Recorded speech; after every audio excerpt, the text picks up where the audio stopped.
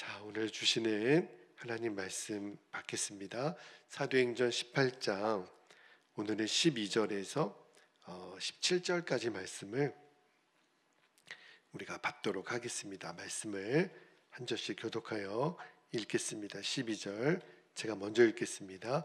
갈리오가 아가야 총독되었을 때에 유대인이 일제히 일어나 바울을 대적하여 법정으로 데리고 가서 말하되 이 사람이 율법을 어기면서 하나님을 경외하라고 사람들을 권한다 하거늘. 14절 바울이 입을 열고자 할 때에 갈리오가 유대인들에게 이르되 너희 유대인들아, 만일 이것이 무슨 부정한 일이나 불량한 행동이었으면 내가 너희 말을 들어주는 것이 옳거니와 만일 문제가 언어와 명칭과 너희 법에 관한 것이면 너희가 스스로 처리하라.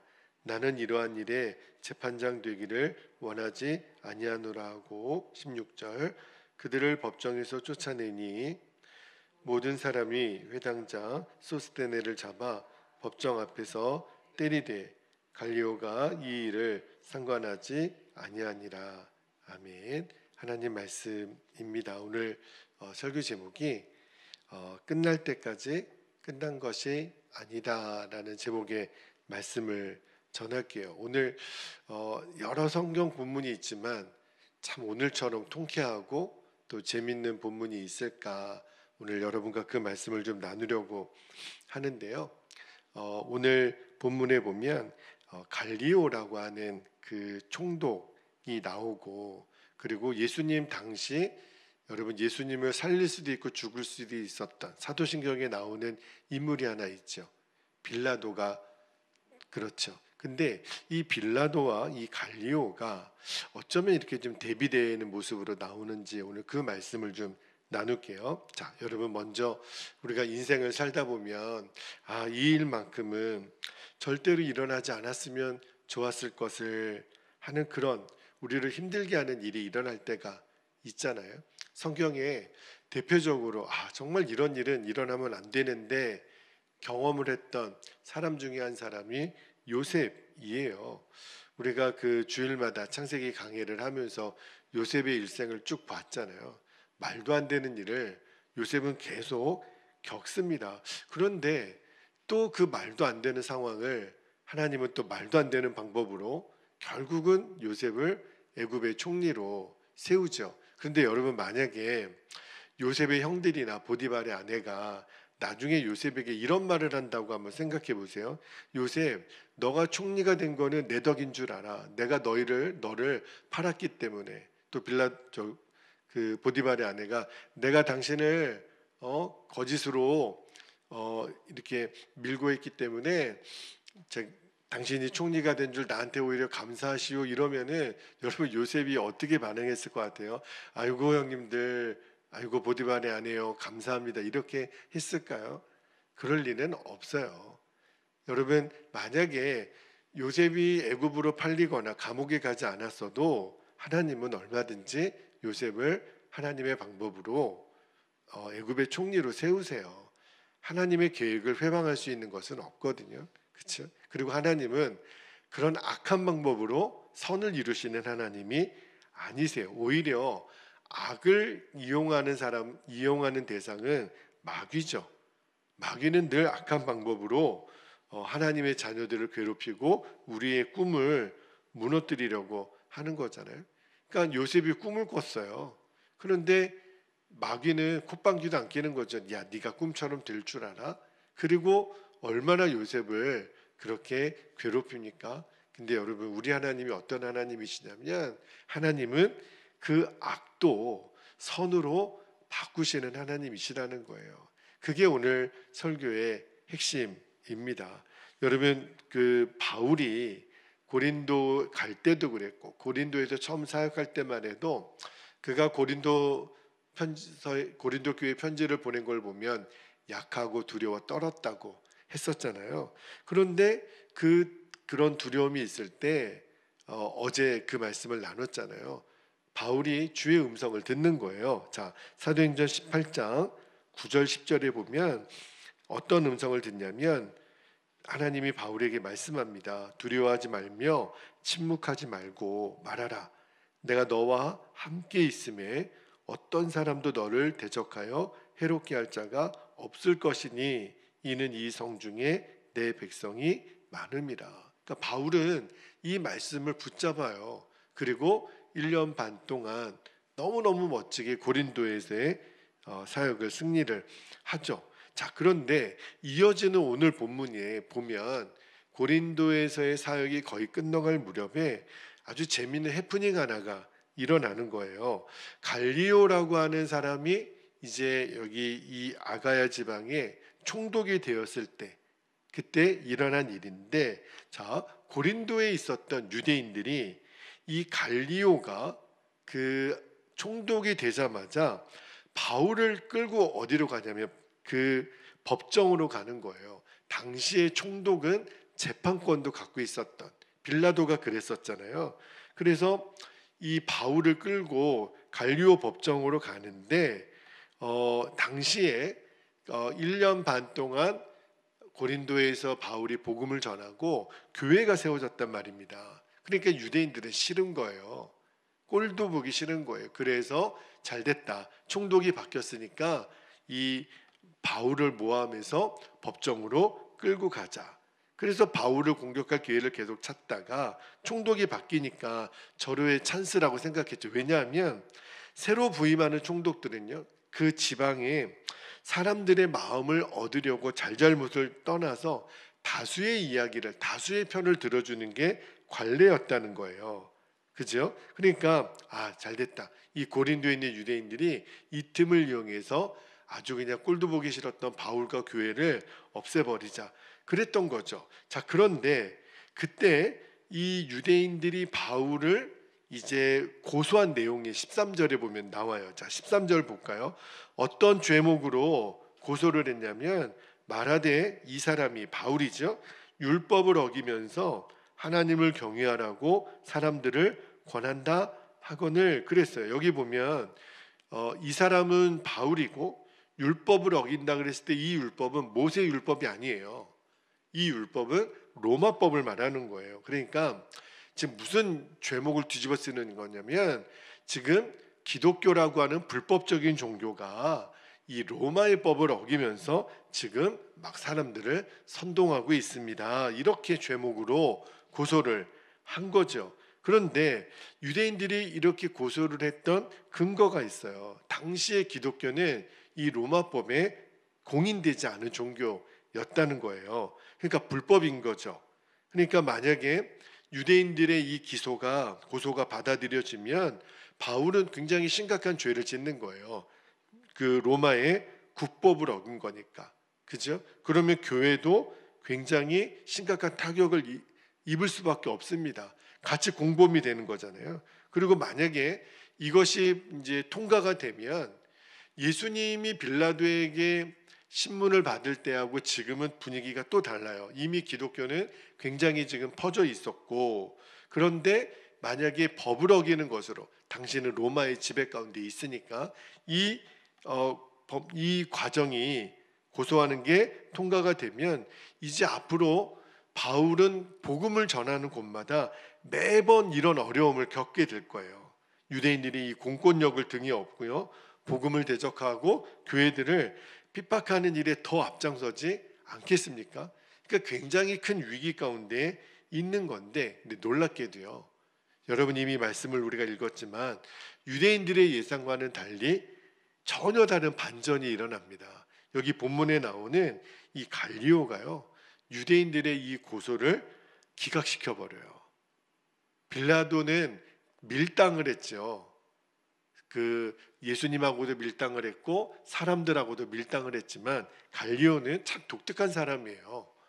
나는 너희들의 그 고소한 내용을 인정할 수 없다는 거예요. 갈리오가 보니까 무슨 로마법을 어겨, 그죠? 그리고 이 일은 그냥 너희들 유대인들 사이에 일어난 종교적인 문제일 뿐이라고 해석을 내리는 거예요. 그러니까 이제 유대인들이 당황하는 거죠.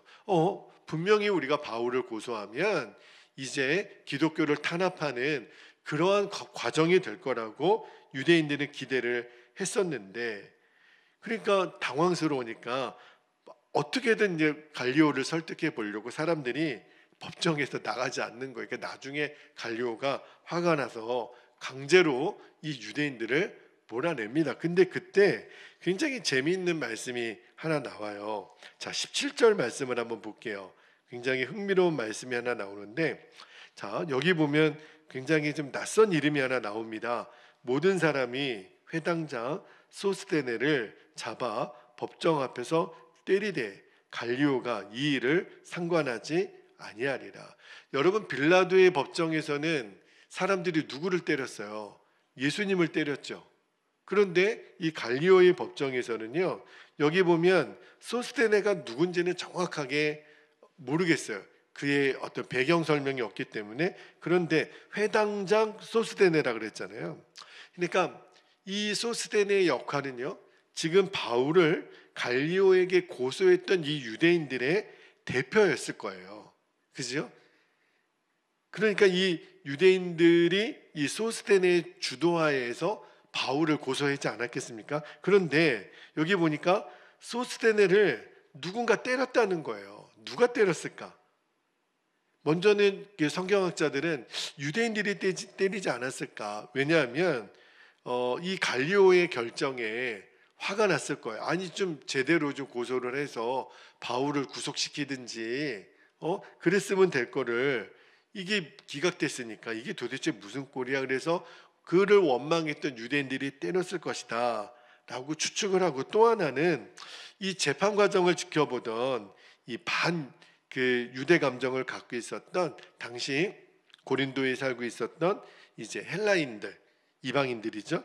그러니까 유대인들의 고소가 기각되니까 총독이 막 유대인들을 막 강제로 쫓아내는 거잖아요. 그러니까 자신들의 종교 문제로 이 무죄한 사람을 고소하고 법정을 소란하게 했던 이 유대인의 책임자 누구야? 보니까 소스데네인 거예요. 그래서 그를 잡아다가 때렸을 거다. 성경학자들은 이 후자 쪽에 더 가능성을 높게 보더라고요. 자, 그런데 저는 회당장 소스데네가 법정 앞에서 사람들이 맞은 사실이 그렇게 중요한 거는 아니에요. 오늘 설교 이 본문의 핵심은요, 유대인의 고소가 기각됐다라는 거예요. 갈리오가 인정을 안 했다라는 거예요. 다시 말하면 예수님을 전하는 것이 불법이 아니다.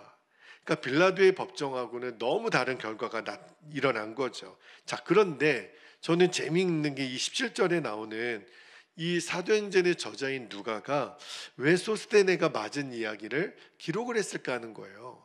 그냥 심심해서 기록한 거는 아닐 거 아닙니까? 의도가 있었다는 거죠. 이게 무슨 말이냐면, 원래 유대인의 계획이라면 예수님이 빌라도에게 그 사형 판정을 받고 그렇게 모진 고통을 당했었잖아요. 그러니까 유대인들이 그 사건을 기억했을 거라고요. 그러니까 당연히 바울을 고소했으면 이 갈리오의 법정에서 매를 맞아야 될 사람은 유대인들의 계획에 의하면 누구예요? 바울이잖아요. 그리고 바울은 이전에도 그가 복음을 전하는 곳마다 유대인들이 나타나서 얼마나 힘들겠나요? 얼마나 모함을 했나요? 늘 유대인들이 가시 같은 존재였거든요. 특히 루스드라의 사건 여러분 기억나시죠? 당시 바울이 복음을 전하니까 그 루스드라 지역에 있는 사람들은요, 바울을 막 신처럼 여겼다니까요. 그런데 그랬던 사람들이 바울을 돌에 던져 죽이려고 합니다. 왜 그랬냐면 안디옥과 이고니온에서 왔던 유대인들이 막 그들을 선동한 거예요. 바울 진짜 나쁜 사람이라고, 거짓말하는 사람이라고 막 그렇게 선동을 하니까 루스드라 사람들이 얼마나 돌변해서 바울을 죽이려고 했나요? 그러니까 유대인들은 그 사건도 기억했을 거예요. 그러니까 우리가 갈리오 총독에게 이렇게 이야기를 하면 틀림없이 바울은 돌에 맞아 죽을 거다, 이렇게 기대를 해서 고소를 했고, 그 책임자가 소스데네였다는 거예요. 그런데 아주 너무너무 재밌게도 그게 기각이 되고, 오히려 누가 두들겨 맞아요? 소스데네가 두들겨 맞아요. 저는 오늘 본문을 읽으면서 너무너무 통쾌한 거예요. 근데 여러분, 이 일이 절대로 우연히 일어난 일이 아니라는 거죠. 하나님이 하신 거예요. 바울을 하나님이 지켜주신 거예요. 여러분, 아까도 말씀드렸지만 약하고 두려워 떨고 있는 바울에게 10절 말씀만 다시 한번 읽어드릴게요. 10절에 보면 내가 너와 함께 있음에 잘 보세요. 어떤 사람도 너를 대적하여 해롭게 할 자가 없을 것이다. 그죠? 아무리 소스데네가 유대인들을 선동하여 바울을 갈리오 법정에 세워 맞게 하고 기독교를 말살시키려고 계획을 세울지라도 너를 대적할 자가 없을 것이다. 그리고 그 약속대로 하나님이 바울을 지켜주신 거예요. 그래서 누가가 하나님은 약속을 지키시고 악을 선으로 갚으시는 하나님이라는 것을 보여주기 위해서 이 말씀을 기록을 했다라는 거예요. 여러분, 유대인들이 얼마나 여러분 그 단결력이 강합니까? 이들은요, 맘만 먹으면 지금도 역사상에서 유대인처럼 단결이 잘 되는 존재가 없어요. 이들은 바울 하나 죽이려고 얼마나 합심해서 소스데네를 중심으로 바울을 핍박하고 복음을 대적하려고 했는지. 그래서 총독의 힘을 빌려보자, 로마의 힘을 빌려보자, 그래서 고린도 교회를 무너뜨리려고 한 거죠. 그런데 여러분, 놀랍게도 끝날 때까지 끝난 게 아니에요. 하나님은요, 이들의 악을 선으로 바꾸세요. 그 무죄한 바울을 고소했던 이 소스데네가 오히려 이 헬라 사람들에게 매를 맞고요, 복음을 대적해서 고린도에 있는 교회를 무너뜨리려고 했던 이 유대인들이 오히려 총독 앞에서 부끄러움을 당하고 쫓겨난 거예요.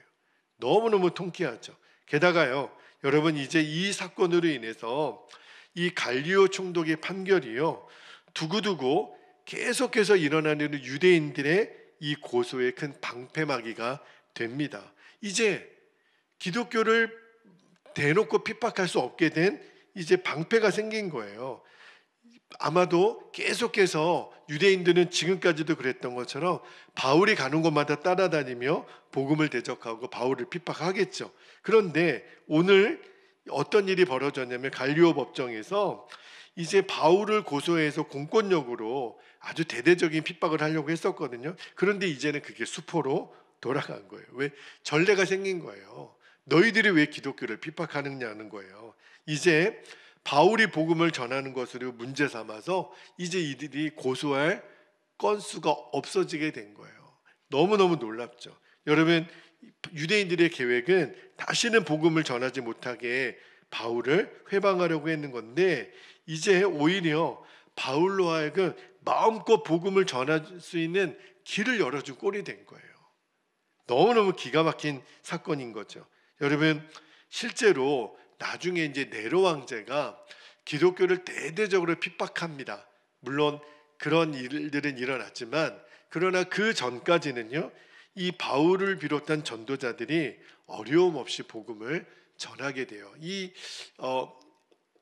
갈리오의 이 재판 사건이 굉장히 그 엄청난 파장을 일으킵니다. 그러니까 이 갈리오 총독의 판결이 전도자들에게는요, 굉장히 힘을 실어준 거죠. 완전히 정말 전화위복이 된 거예요. 제가 이 말씀을 묵상하면서 그렇구나. 하나님께서는 이 유대인들의 악을 선으로 바꾸시는구나. 그래서 제가 오늘 설교 제목을 끝날 때까지 끝난 것이 아니다라고 정해본 거예요. 우리는 이제 이 판결이 끝나면 어떻게 복음을 전하지? 바울이 그런 걱정을 하지 않았겠습니까? 빌라도의 재판도 기억했던 이 유대인들이. 그런데 하나님은 멋지게 이 사건을 바꾸세요. 자, 그러면 어떻게 하나님은 악을 선으로 바꾸시는가? 그리고 그때 우리가 해야 될 일은 무엇인지에 대해서는 제가 내일 새벽에 한 번 더 좀 말씀을 나누려고 그래요. 자, 이제 우리 오늘 말씀을 붙잡고 함께 우리 기도하겠습니다. 여러분, 정말 끝날 때까지 끝난 게 아니에요. 그리고 하나님 손에 붙들리면 하나님은 얼마든지 악을 선으로 바꾸시는 하나님이심을 신뢰하며 두 가지 기도 제목을 나누고 기도하겠습니다. 첫 번째는 하나님의 역사는요, 끝날 때까지 끝난 게 아니기 때문에 어떤 상황 앞에서도 낙심하지 말게 하옵소서. 이것이 첫 번째 기도 제목이고요. 두 번째는 언제나 하나님은 기가 막힌 방법으로 악을 선으로 바꾸세요. 이 하나님의 계획을 우리가 온전히 신뢰하는 겁니다. 낙심하지 않고 하나님의 계획을 신뢰하게 하소서. 하나님은 악을 선으로 바꾸세요.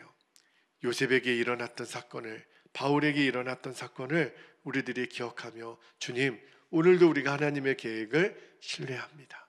주님, 오늘도 우리를 그렇게 인도하여 주옵소서. 우리 두 가지 기도 제목을 붙잡고 주님의 이름을 부르신 후에 통성으로 기도하겠습니다. 주여